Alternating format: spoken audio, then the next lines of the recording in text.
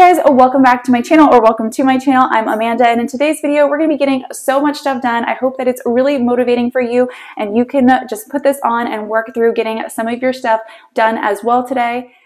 Each morning after breakfast, I go ahead and start a load of laundry. Some days it's a small load and some days it is a full load, but either way I do one load of laundry a day. It's the only way personally that I found to be able to keep up with it.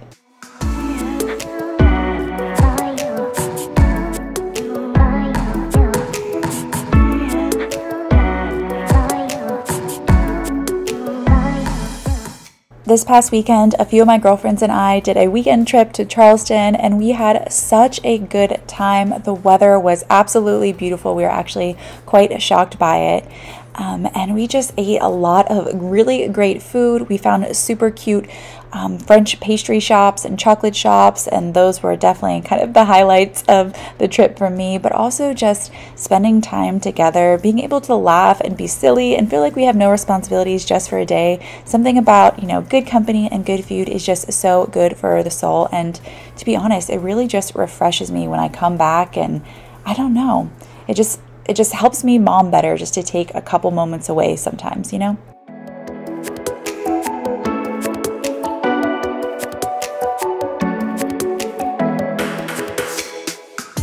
So now I'm just getting the kids' homeschool room ready for the next day. And then you guys, how many of you have a cordless vacuum cleaner? I know I'm late to the game here, but this has been a game changer in my life. I recently got this and I vacuum all the time now. I enjoy vacuuming and I've always hated a cord. So I am really loving life right now with this thing.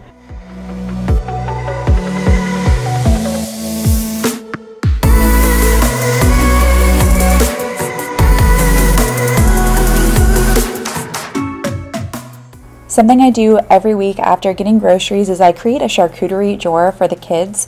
And basically what I do is I just buy a ton of fresh fruits and veggies, and then I use little containers like this to fill them up with them. And my children actually have full access to this whenever they want. Whenever they're hungry, I just allow them to self-lead in this area. And this is kind of one of the ways I just give them a little bit more independence as they're growing older. My only rule is that they have to eat the meals that I prepare for them. If they stop eating the meals that I prepare for them, then I no longer give them full access to that. But it hasn't been an issue yet. Of course, with my little one, she does not have full access to this because she's 3, and if any of y'all have ever experienced a 3-year-old's eating habits, they're kind of crazy sometimes, so I definitely have still a regulated snack time for her. But this has worked really well for us. We've used this for a year now, and this is actually something that was suggested to me by one of my girlfriends, and I have never looked back. It has been awesome.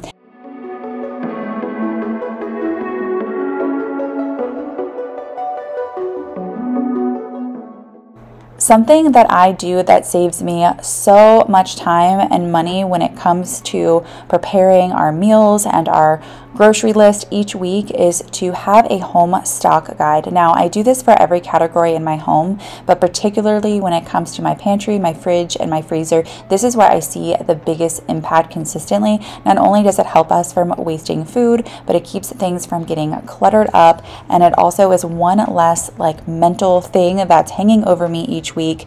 And so basically what I do is that we have created and really been intentional about thinking through how many items we need for a well-stocked pantry, what those items are, how many fresh fruits and veggies we need each week, and we don't go outside of those limits we've given ourselves. So basically I have this list that stays pretty consistent, and I do have another list for when people are visiting, but that's a separate thing. But just for our daily list, I know exactly what we need. Now there is flexibility within that, because say we have decided on 4 fruits each week, then I can get whatever 4 fruits I want, but I know that I only get 4. And we, again, waste no food, and it's something that has been really, really helpful for us. And I do plan on sharing how to create that guide, because it is highly individualized for each family, of course. And so I am going to share that, but I will be sharing that over on the System Society, my other channel, which is more of a how-to channel that talks about organization and decluttering and creating order in our lives. So if you're interested in that style content, I will leave the link to that in the description. Currently, we're working on decluttering, so if you would like to learn a little bit more about that and your own personal decluttering style, that video should be up next week. It was actually supposed to be up this week, but we went to Charleston, and so I got a little bit behind with that. But that is definitely a channel where you're going to want to like make a cup of tea, grab a notepad, and sit down and listen to it.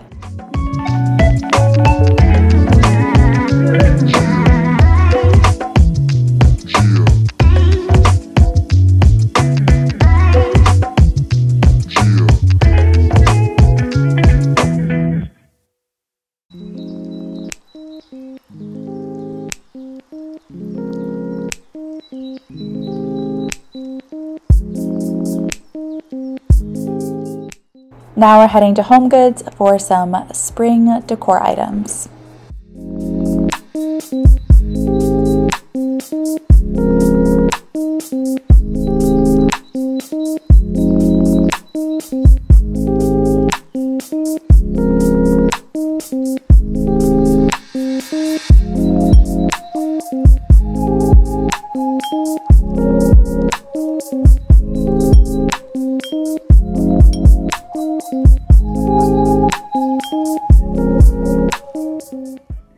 Well, we're back, and that may have been the most successful trip I've ever had to Home Goods. So I'm really excited to show you everything I got, and I want to preface this by saying that this is the first house that I think that we've really taken ownership of. And so prior to that, even in the house we sold, I never really bought, you know, spring decor or just holiday decor in general. I kept it very, very minimal because I don't know, for whatever reason, I just felt like we weren't going to live there forever, and my husband definitely shared the same sentiment. So now that we've taken ownership of a home, finally, it was really exciting to go and do all that. And anyways, let me show you what we got. I had such a hard time choosing flowers arrangements because they had so many. This is the only one I'm really unsure of. I like that it was in a solid vase, but I don't necessarily like this color pink. It's not my absolute favorite, but for whatever reason today I was drawn to it, you'll see. So I have no idea really what I'm gonna do with that, but we'll see how I like it. Let's put her over here for now next to this lady.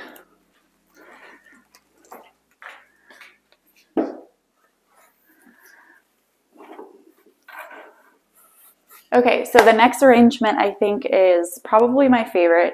It looks so natural to me, and I really like that about it. And I like the size as well. It's probably gonna live right here on this table. I do really like fresh flowers, of course, but I don't keep them in my home all the time. Typically, I only buy fresh flowers when I'm hosting or something of that nature, have girlfriends over or whatever. So I do love florals, and obviously I love pink. It's my favorite color. So isn't it pretty? It looks so natural and real, and I feel like all the ones that I've seen online that look like this were very, very expensive. Then I also purchased this wreath. It's from Martha Stewart Home, and there's that kind of color flower again. But what I like about this one is that it does have some darker pink in the middle, but it's lighter pink around. And yeah, I'm gonna add this to the front door. I thought it was really pretty. I'm gonna go hang this. The front door is purple. I'll show it to you in just a minute. I think that it was not supposed to be purple, but the sun kind of faded whatever original color they had on it, and it's purple. And everyone keeps asking me if I'm going to change it, but I kind of like it. I don't know. So we'll see what hubby thinks when he gets home and looks at the roses.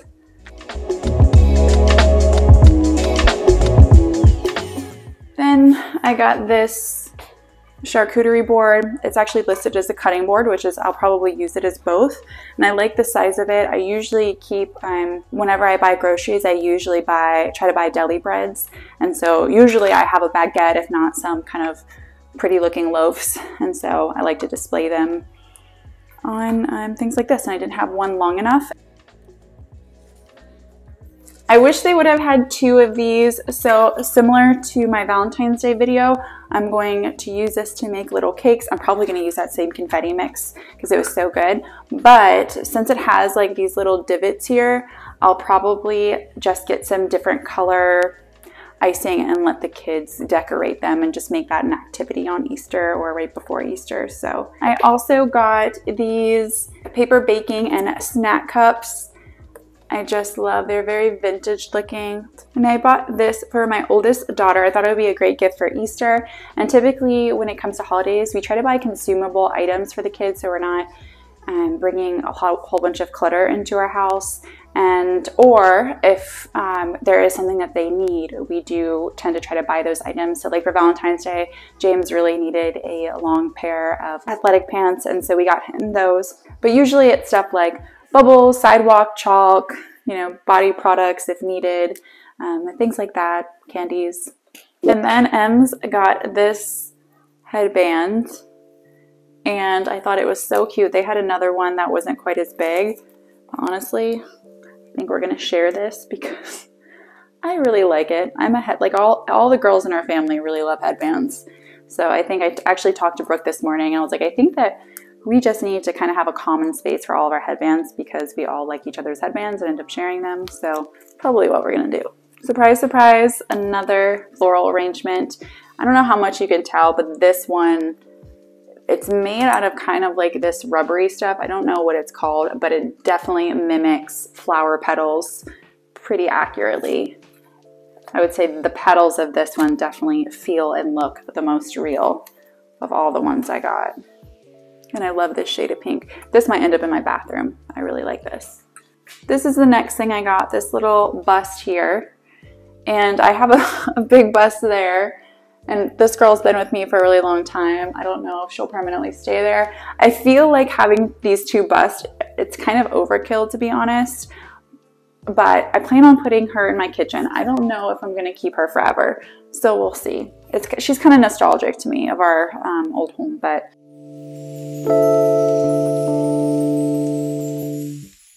So this is the next one. So beautiful, dishwasher safe.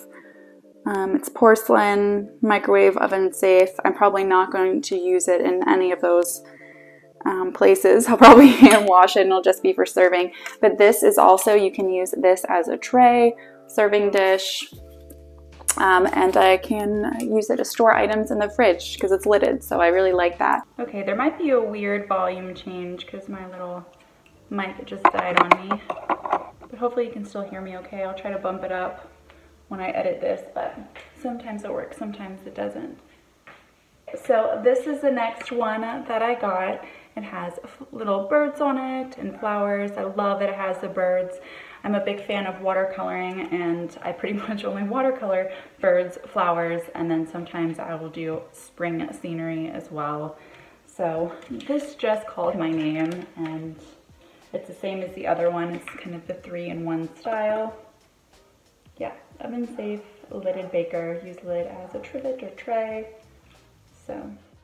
On to dinner. This recipe is sure to be a crowd pleaser as long as your children like plantains, meat, and cheese. And this is a recipe that I have seen so many variations of over the past few months floating around social media. And so I decided just to kind of roll with it and kind of come up with my own thing here. I think in the future I will probably add some corn, and maybe add in some different sort of cheeses. And I also think that this would be like really good for school lunches or just life on the go. Would probably freeze pretty well too, but I would suggest cutting your plantains into 6. I cut them into 4ths and I just felt like they were a little too thick, especially when they were heated back up. But anyways, you're just gonna fry your plantain for about 2-3 minutes on each side and set those aside. Whisk up some eggs. I did 10 eggs total for the 24 little meat pies I made from the cupcake molds.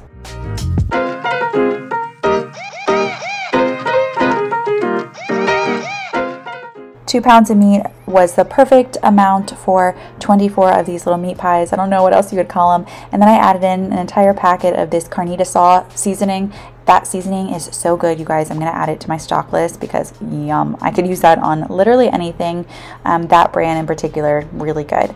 I like a lot of their different things. And then now I'm just shredding up some cheddar and some mozzarella. That's what I always keep on hand in my house. We always have those blocks. It's on my stock list. But in the future, I would probably try to change it up with some different flavors of cheese, add in some corn, like I said. And I also added in a can of chilies, which I didn't show on camera here, but that added a little bit of spice to it and was really, really good.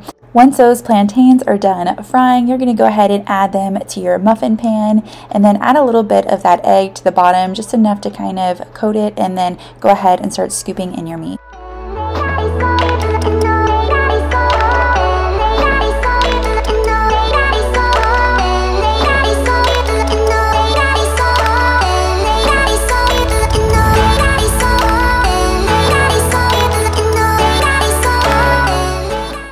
I just love recipes like this where you can really cater them to your family and what you like, and they turn out delicious for everybody. But anyways, you're just going to add some cheese, and after you add the cheese, you're going to do another layer of meat and then another layer of egg. And once you've done that, you're going to put it in a 350-degree oven for about 15 to 20 minutes. I would just check it.